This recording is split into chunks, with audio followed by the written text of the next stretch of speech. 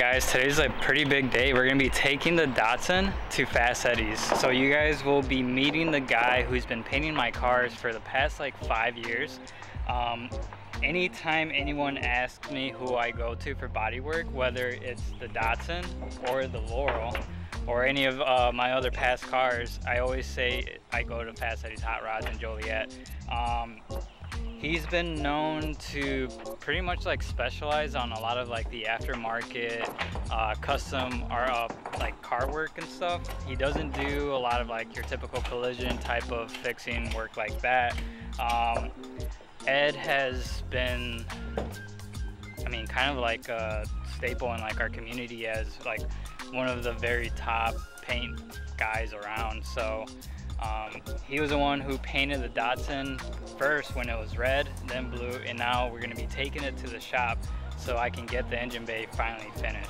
Coming in for John today is actually Dalton, and we just loaded up the Datsun into the trailer, and he has a new towing rig, so say hello to the new Tundra. This thing's sweet and huge. I feel like it's almost as long as the trailer, honestly. But we'll be towing all the way to Joliet. We're about probably like an hour and 20 minutes away from Valpo, so it'll be a bit of a haul. But Dawn just got this a couple days ago, so we're putting it to the test.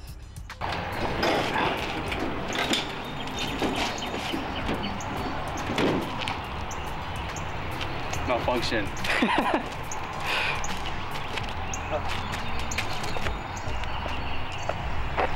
2 seconds later. Oh, I was already filming. Yeah, you can go.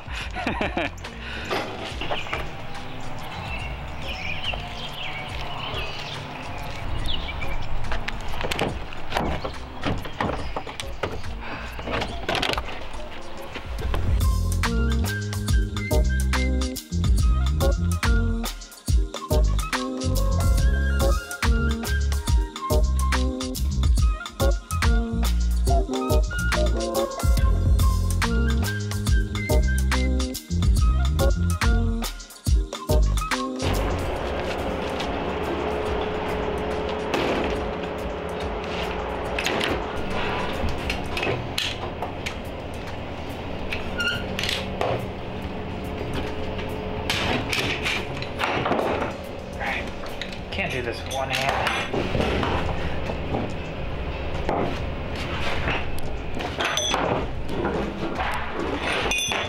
You're just gonna push me off? Yeah, you can get in and steer if you want to. If I want to, or we could just push it off. Good. No, I'll get in and steer. I know how much you like climbing to the trunk. I know. Fuck, that's right. Damn it. Can't wait for the day I don't have to keep climbing up in here. I can just drive it. Alright. I'm ready. Oh shit. We're going. Oh god. Oh shit. Alright, we're good. We're good.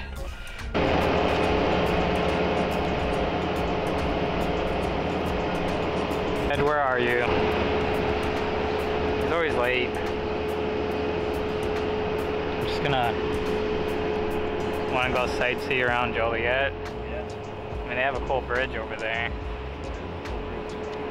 The bridge and the church, that's pretty much like the only cool things they have. So I haven't done anything like where we left off, but the rust we all cut out and everything, that will be getting patched up, and then the firewall and everything, like that's gonna get pretty much stripped down, and all the holes are gonna get filled up. Everything's gonna get finished being shaped, smoothing out, and then that's gonna paint it. But just how we left off on the last like build episode, there was rust that we found on the passenger frame rail up by those fuel lines and the brake lines. So yeah, we're just gonna have to go from there and get that all patched up and fixed, and hopefully this won't take too long with Ed, and I'll have this car back, and then it's kind of like reassembly time.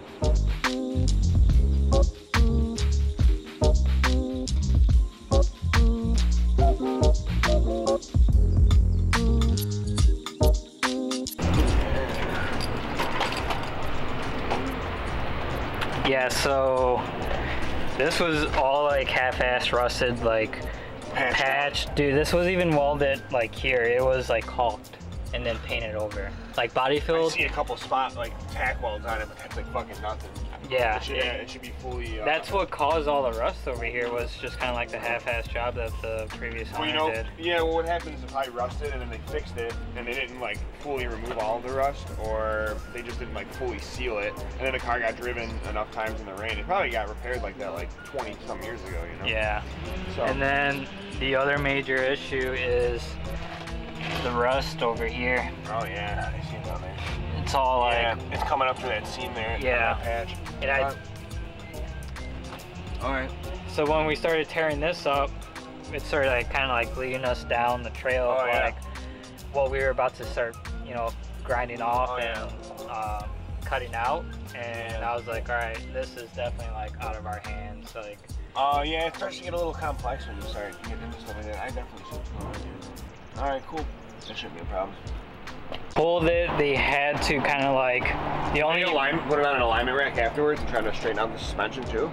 No, it still needs to go on an alignment rack. Okay. But they had to clamp down there. Yeah, that's they have to do that. Yeah, so some of the paint kind of came off. So if you want to just like, I'll tell you what I'll do. Instead of doing that blue this time around, you want me just to shoot everything from like that, like you see like this corner line here? Yeah. What if I just do from this corner down and the seam all black? That's fine. Actually, you probably just do all this black because it gets covered. It's gonna get covered up by the splitter anyway. So I think that might be a good option to do with black too, because then you won't really be able to see past the side splitter, or like be able to see the seam at all. I think that's a good way to go. While I have it up, I mean, do you have any issues over jacking this thing up or anything, or do you want like a... I can't even jack it up, dude.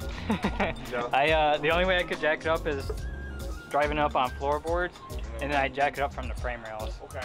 Yeah, the frame rails better this way. Yeah. But I mean, if you want to do, I wanted to do jack points last time and we didn't do it. Well, I mean, I'm gonna have it up. I'm thinking, what I do on a lot of these is I take a piece of angle iron, thicker, like maybe an 1/8 inch, and then I put it on the back side of that seam, and then I would just stitch it up partially onto the floorboard and then partially onto the seam. Yeah. So that it's attached to the seam, and you have like a spot about this wide where it'll be about the same depth, like it'll come down about the same as the seam, maybe that much further, so you'll be able to locate it, like you'll see it. Yeah. And that works fucking great every time, because then it doesn't put the pressure directly on the seam. It kind of like, you strengthen the seam and then you gave it a second point to like jack on. So I think that's gonna be the way I go here. Yeah, you've never seen it in the sun, because when I came and picked it up, it was really dark out. Yeah, this thing's fucking...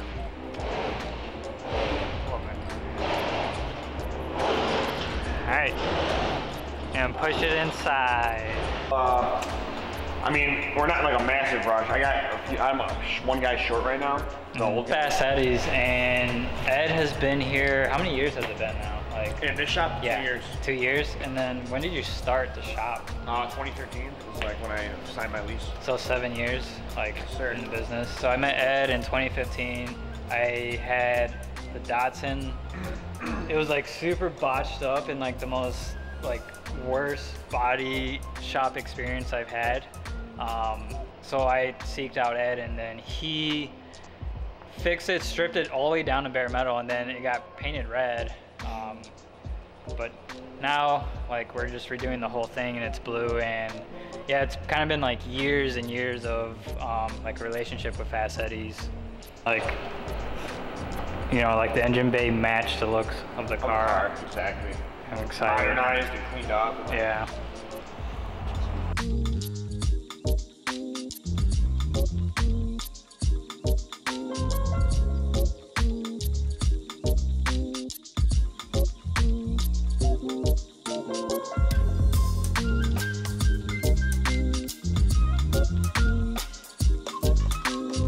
This This is a Canmary Skyline that they're doing a whole GTR subframe swap. It's gonna have an RB26 and everything, full on like restoration and everything.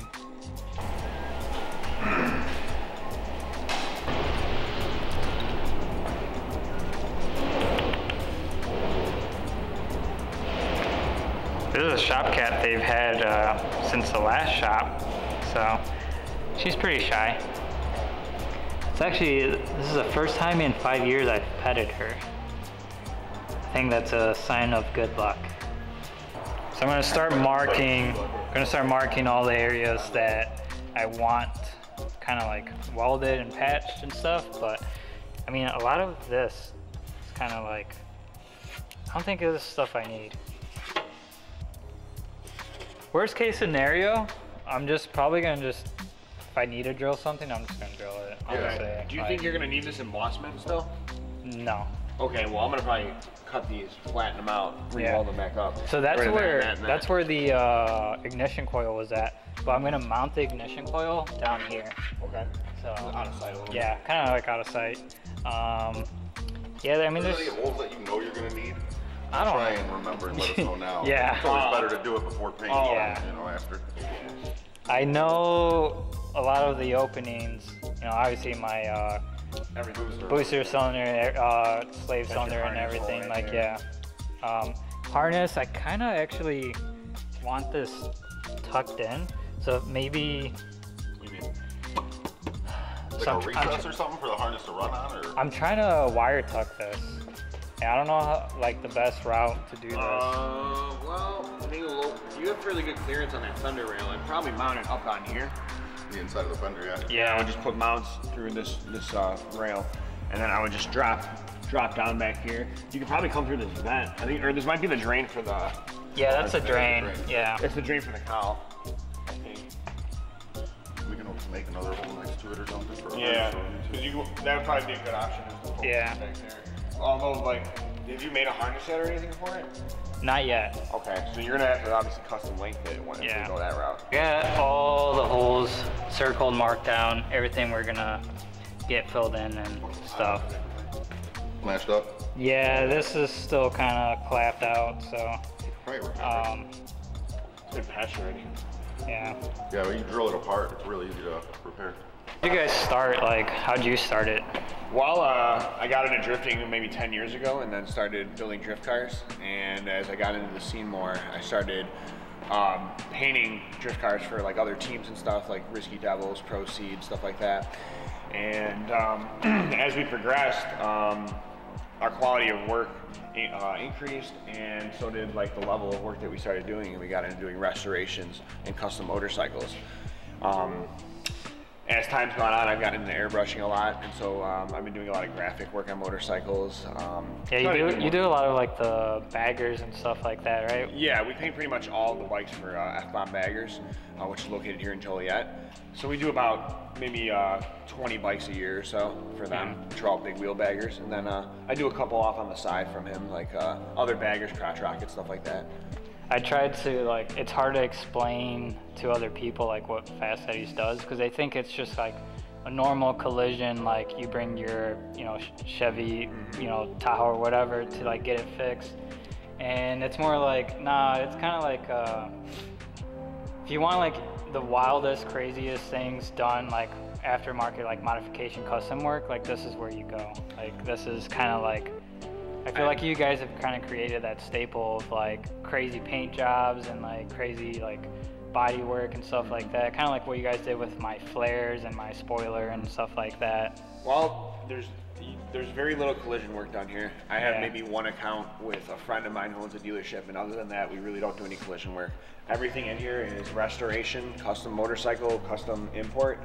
And actually, the strange thing is we always did just imports, and German and Japanese, and we kind of branched off into doing a lot of domestic stuff. As you saw back there, there's a CJ5 with a small block Chevy in it. There's a Buick GS right there, which is one of 160, which we're gonna restore. And I mean, it's pretty much just gone into doing full restorations, extensive body modification, suspension modification, some interior stuff. I do a lot of wiring.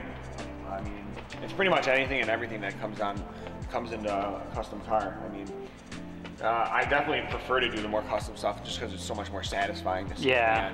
And I mean, the money's really not there as much as the collision work, but it's definitely far more satisfying to see a car like this roll out of our shop and then to see it posted all over the internet and stuff. It really makes me feel good about it since I'm, not making a ton of money here doing this stuff. So you're pretty much like the Nakai-san of Illinois. That's kind of how I've always figured you. Oh, I appreciate that. Just smoking your cigarettes and working on my old Datsun and bringing it back to life. It was really cool doing the RWB car last year. Yeah, that's right. You guys did it for Fish, right? Yes, sir. And that was a full mold RWB, no spoiler, no exposed hardware, air ride. I mean, pretty much as crazy, as much work as you could put into that Porsche is what we did here. And then he sold it like a month later. So it's somewhere across the country right now. I think it's in Florida, actually. That's what I hear. Yeah, it's in Florida. It is one of a kind. You'll never see another RWB car that looks like that. So keep an eye out, All right, so where are you guys located? So this is Joliet, Illinois. We're located right on Route 66. Pretty much, I mean, if you're not in Chicago, I mean, this is the next oldest kind of cool place to be. I mean, you get great shots around here with all the old bridges and the old churches and stuff. And I mean, we kind of just nestled in here and really started to grow real big here. It's been a blessing to get this place and have a landlord that has the same passion for custom automobiles, especially old Porsches as you saw. And we get along great. We have a great relationship here. I've been able to put together a great team with Rachel working here every day, going from never working on a car in her whole life to, I mean, she wet sands and buffs almost everything for me. She knows how to do body work now. I have Andre, who has 10 plus years of experience in doing collision work and doing like framework and stuff.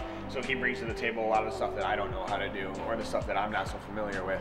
And so between the two of us and then Bill, as you know, old man Bill, he pretty much could fix anything. So he's a big part of our team as well. He's not here right now, unfortunately, but we'll be back rolling full steam once all this COVID thing's over. But right now we're still chugging. Got all these big projects in here we're trying to finish up. Hopefully I'll have yours done here within a month. Cool, man. I'm excited. Appreciate it, dude. And as always, it's the only place I trust like any of my cars with is Fast Eddie's. Well, it means a lot to me, man, because honestly, hearing from the customers how happy they are is literally probably the best payment I've ever gotten. The money really doesn't even change your attitude about things. It just pays the bills, but it's like when people come to you and tell you how much of a difference you made, like how their life has changed because of like the work you've done, or especially in your case, how your life has changed and how important this car is to you. It really means a lot to me that I was able to be a part of that. Yeah, dude, appreciate it. I mean, that's kind of like the passion that, people who are like into these cars, they look for shops that have like that passion and stuff, and it's kind of like lacking nowadays. Like a lot of people are just trying to do like quick flip fixes, get you out the door. And I've been through that with like the Laurel. Like I took it to like someone local and they just kind of like botched it and stuff, and then brought it here and brought it here. You guys carried it and fixed it, and it was out like in like 3 weeks. All fixed and everything. So appreciate it, man. No problem. All right, so we're leaving Fast Eddie's now, and really excited. Ed's super excited to like finish the engine bay and everything. It's kind of this has been like a super long in the making thing with the Datsun. They've had it for so many years, kind of like working on it in and out, but this is the first time that we have like completely tore everything apart and everything, just kind of like starting all over with it. So appreciate it. Fast Eddie's Hot Rods, Joliet, Illinois. Ed's like one of the greatest guys I know. He's even invited to my wedding and everything, and like you'll be seeing more of him as like we progress with the car. So appreciate you guys watching. We'll see you guys next week on the next episode.